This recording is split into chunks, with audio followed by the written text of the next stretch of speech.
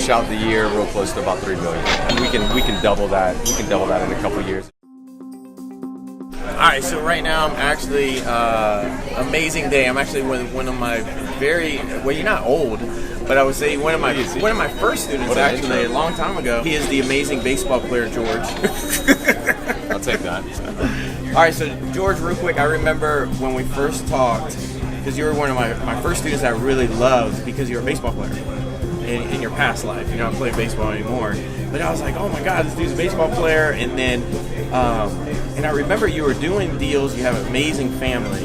And then there was a crossroad that kind of happened. Because you were flipping houses. You're doing really great. And then that crossroad happened. You want to kind of, you share the story. I don't know if you want to share it. I mean, you tell it really good. Yeah, so I started flipping houses back in 2009 on my own, brought in a business partner a couple years later, ramped it up, started buying rentals, and was doing anywhere from 12 to 20 flips a year, 2011, 12, 13 area, and then wanted to ramp it up a little bit more. Couldn't find enough deals in my local market, went into the Houston market, and when we went into the Houston market, got burnt by a bad contractor, lost 70 grand over the course of 4 flips, and him taking money, and it snowballed into a huge issue which amounted into hundreds of thousands of dollars of debt.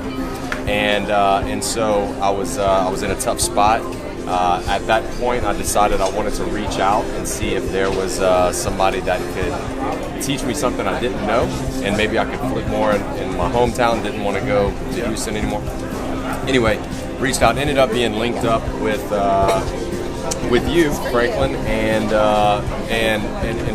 you know, it's not that the mentorship provided a ton of new insights in terms of real estate, only because I had read every book and tried everything out there. But the motivation, the accountability that the mentorship provided really changed the course of my business journey. And so the biggest product that came out of that was I left a meeting with Franklin back in May of 2014. At the same time, had been seeing an opportunity in my local market to do some roofing, and decided that from that meeting, decided it was time to pull the trigger and do something instead of thinking about it for another 5 years or whatever. I would have done. Explain a little bit more about the accountability. Early in the mentorship, a few weeks in, had an assignment to complete. We're talking on maybe a Monday or Tuesday, and you say, okay, so you're going to get this done? I'm like, yeah, I got it. You're like, okay, when are you going to get it done? I'm going to do it this week. And Franklin says, okay, great.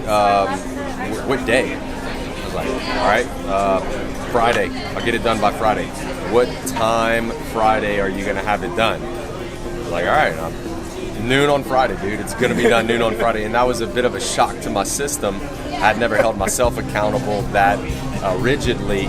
And the thing about me is that I won't let someone else down. And so I responded very well to that, because I wasn't going to be the guy that came back and said, man, I couldn't do it. So I learned something about myself through that. And since then, it's just become normal behavior for me. It's a habit.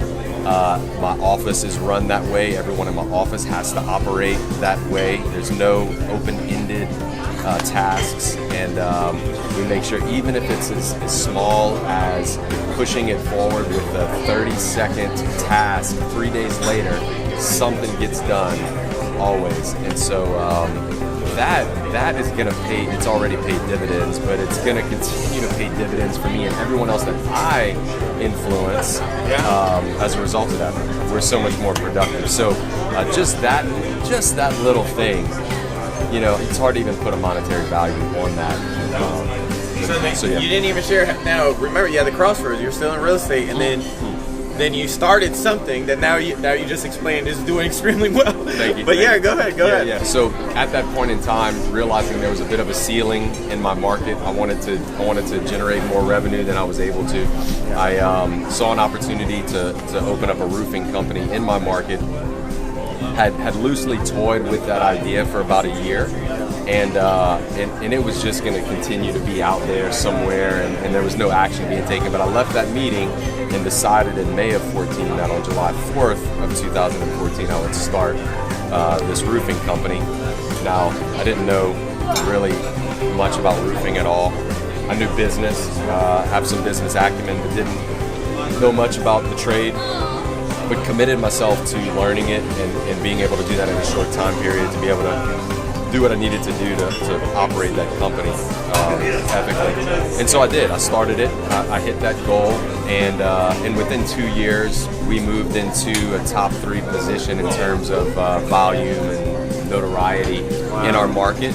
And these are companies doing $3, $4, $5 million a year in revenue, and so we were able to get into a similar position as those top players in a short amount of time, and we've become a household name in our market. We're going to finish out the year real close to about $3 million. Dude, that's amazing. Yeah. All Real from close to you about- initially saying this is the date I'm going to start, meaning you were making zero. That's right. Absolutely. Wow. Zero. Yep. And there's a whole lot more potential ahead of us. I'm here in town at a conference and learning new things continuously, and we can double that. We can double that in a couple of years at point. So the possibilities are endless. And so what would you tell somebody that is watching this? They've been on the fence on let's say our mentorship or me per se. What would you tell that person if they were kind of on the fence, they're teetering, I'm not really sure? What would you tell that person? I would say for anyone that's out there that's maybe like me and you like to figure it out on your own, and you're a little hesitant to ask for help, or the pride or ego gets in the way and you always want to figure it out.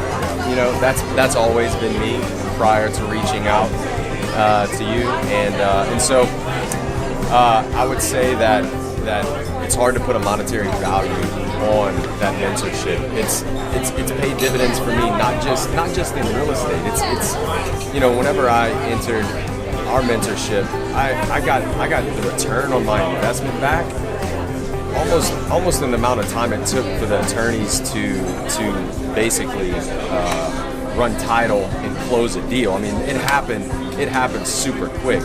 And that year was the best year ever for me in real estate. So it certainly made me a lot of money there, but that's really not the biggest takeaway. The biggest takeaway for me is how I've applied the principles I learned, discipline and accountability, and some of these small things. I've applied them to other areas, starting another company, and I'll continue to start companies. It's in my nature to create. But applying those things makes everything else I do more successful. It makes my relationships more successful, actually, too. It changes this personal dynamic as well. So it's a no-brainer. I was like a non-mentor. I thought everybody who did this was cheesy. I thought all these gurus were cheesy. I thought they were taking people's money and not really providing value. And there is a lot of that out there, but that's not what I got by far. And I'll continue to reach out to people as I evolve as a person in my business to get more and more of that. Yeah.